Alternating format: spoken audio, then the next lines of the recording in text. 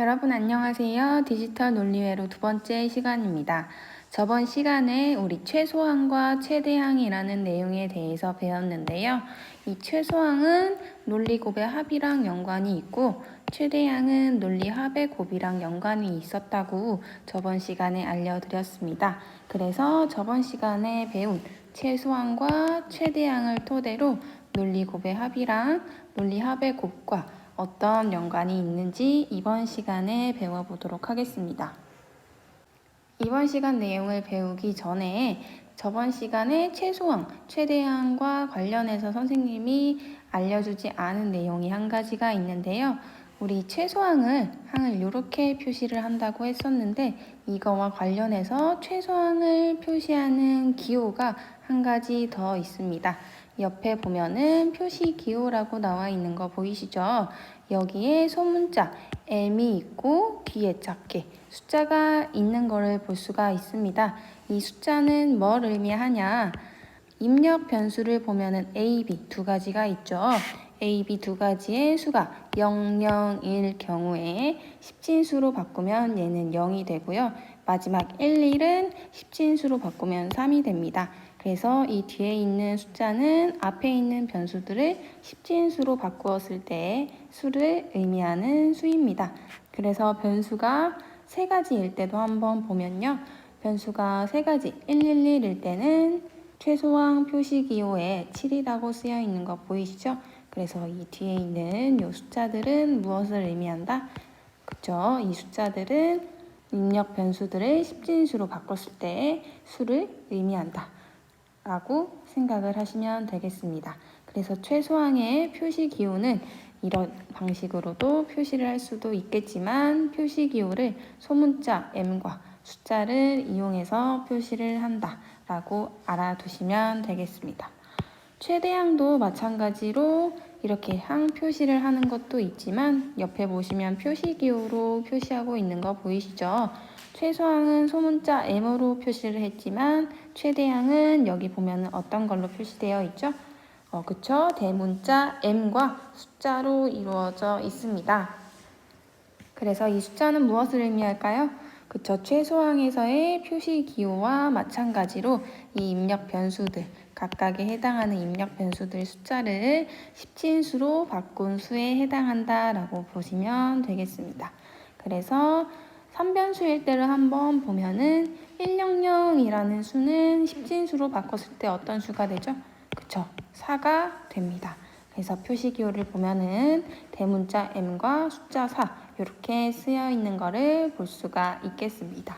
그래서 최소항과 최대항은 각각 영어 알파벳 M을 이용해서 표시기호로 나타내기도 한다라고 알아주시고 오늘 배울 내용인 논리곱의 합과 논리합의 곱에 대해서 배워보도록 하겠습니다. 먼저 논리곱의 합에 대해서 배워볼 텐데요. 이 논리곱의 합은 어떤 것과 연관이 있다 그랬죠? 그쵸? 최소항과 연관이 있다고 저번 시간에 알려드렸습니다. 그러면 최소항은 어떤 것을 의미하죠? 그쵸? 최소항은 논리곱을 이용해서 입력 변수가 1이 되도록 표시를 하고 출력이 마찬가지로 논리곱을 이용해서 계산을 했을 때 1이 되도록 만들어주는 것을 최소항이라고 했습니다. 그래서 최소항을 이용해서 논리식을 표현을 할 때는 여기 나와 있는 것처럼 논리곱의 합이라는 형식을 이용해서 표시를 하는데요. 우리가 최소항을 이용해서 항을 표시를 한 걸 보면은 이렇게 논리곱을 이용해서 표시를 한 거를 볼 수가 있습니다. 그래서 논리곱의 합을 이용해서 논리식을 표시를 할 때는 진리표에서 출력이 1인 최소항들을 5와 연산, 즉 논리합 시킨 것을 얘기를 합니다.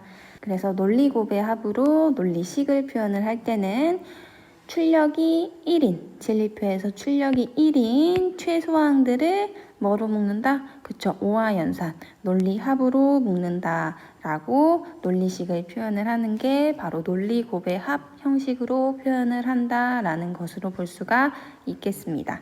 그래서 여기 나와 있는 이변수의 진리표, 최소항 나타나져 있는 표가 보이시죠?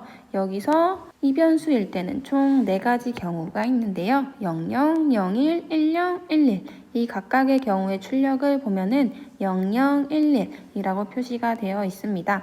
그래서 출력이 1인 최소항들만 꼽아 보자면 여기 나와 있는 이 항과 이 항 밑에서 첫 번째, 두 번째 항이 되겠죠. 그래서 이 2가지 항만을 빼서 5와 연산을 시키면 되는데요. 그래서 여기 보시면은 5와 연산을 이용해서 묶어 놓은 거 보이시죠? 이 항이 여기에 있고 이 항이 여기에 있습니다. 그래서 논리곱의 합으로 이용해서 논리식을 표현을 할 때는 출력이 1인 항들만 뽑아서 쓰고 얘네는 뭘로 묶어준다? 그쵸, 논리 합으로 묶어준다. 그리고 아까 말씀드렸듯이 최소항은 소문자 M을 이용해서도 표시를 한다고 얘기를 했었죠. 그래서 소문자 M으로 표시를 한 게 요 항과 요 항인데 우리가 출력이 1인 항들만 뽑아서 논리 합으로 묶어야 되니까 M2와 M3를 따로 뽑아서 논리 합으로 이렇게 묶어주면은 요 진리표의 상태를 표현한 식이 이렇게 된다라고 보시면 되겠습니다. 그래서 3변수일 때도 마찬가지로 출력이 1인 최소항들의 항들만 뽑아서 논리 합으로 표현을 해주시면 이게 바로 논리 곱의 합 형식으로 진리표 상태를 표시했다라고 보시면 되겠습니다. 그럼 논리 곱의 합이 있으면 논리 합의 곱으로 우리가 진리표 상태를 표현을 할 수도 있겠죠. 그래서 이 논리 합의 곱은 뭐랑 연관이 있다? 그쵸? 저번 시간에 배운 최대항과 연관이 있습니다. 이 최대항은 어떤 것을 표시를 한 거죠? 그쵸? 입력 변수들을 0이 되게 만들고 출력을 5와 연산시켜서 0을 만드는 것, 그게 바로 최대항이었습니다. 그래서 이 최대항을 이용해서 논리합의 곱 형식으로 표현을 할 수가 있는데요. 이 논리합의 곱을 이용해서 진리표 상태를 표시를 하려면 여기는 출력이 1인 항들을 모으는 게 아니라 출력이 0인 항들을 모으는 겁니다. 그래서 출력이 0인 어떤 항들, 최대 항들을 모아서 AND 연산, 즉 논리곱을 시킨 것을 논리합의 곱이라고 표시를 할 수가 있겠습니다. 최대항은 논리합으로 이루어져 있고 AND 연산은 논리곱이니까 논리합의 곱이라고 표현을 하는 게 맞겠죠. 그래서 아래 표들을 보면서 한번 살펴보면 여기서 출력이 0인 항들이 어디가 있을까요? 그렇죠. 첫 번째 항과 두 번째 항 이렇게 2가지 항이 출력이 0이 됩니다. 요 항들을 최대항으로 표시를 해보면 A 논리합 B, A 논리합 B 바 이렇게 표시를 할 수가 있는데요. 얘네들을 각각 써주고 뭘로 묶는다? 그쵸? 논리 곱으로 묶는다. 그래서 이 A 논리합 B는 여기 써 있고요. A 논리합 B 바는 이렇게 써 있습니다. 그리고 그 2개를 뭐로 묶는다? 논리 곱으로 묶여져 있죠. 그리고 아까 알려드렸듯이 최대항의 표시 기호는 대문자 M을 이용해서 표시를 할 수가 있는데 이 대문자 M 표시 기호를 이용해서도 이렇게 표현을 할 수가 있겠습니다. M0와 M1 이렇게 써주시고 논리곱을 여기 가운데로 묶어서 표시를 하면 이게 바로 논리합의 곱으로 표현된 논리식이다 라고 보실 수가 있겠습니다. 그래서 오늘 배운 것을 한번 정리를 해보면요.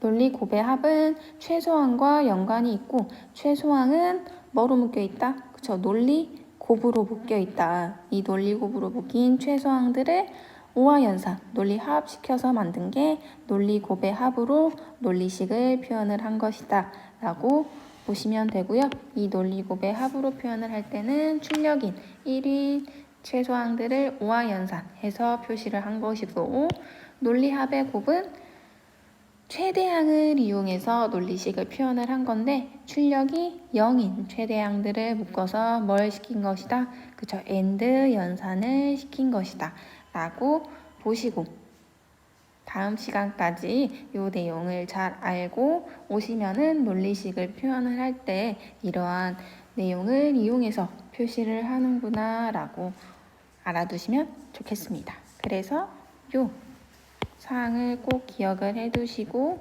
다음 시간에 학교에서 만나요. 안녕!